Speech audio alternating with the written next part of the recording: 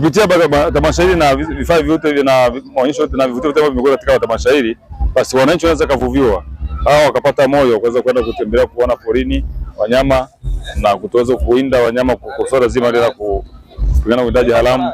Kwa hiyo ni sehemu moja hapo nao wamejifunza kwa namna nyingine. Vile vile katika tamasha hili tunao ngoma za asili ambayo ni vivutio. Ni ngoma zinachezwa kwa wageni, wanafurahia, wageni wanafurahia wanapokuwa tufanya matembezi. Baada ya matembezi wanachezewa ngoma, wanafurahi, wanaonyesha uasili wa kabila yanayokaa around pembezoni mwa hifadhi ya Serengeti. Na vile vile watu wanajaribu kujionea vifaa vya asili vinavyotengenezwa na jamii yetu ya Serengeti.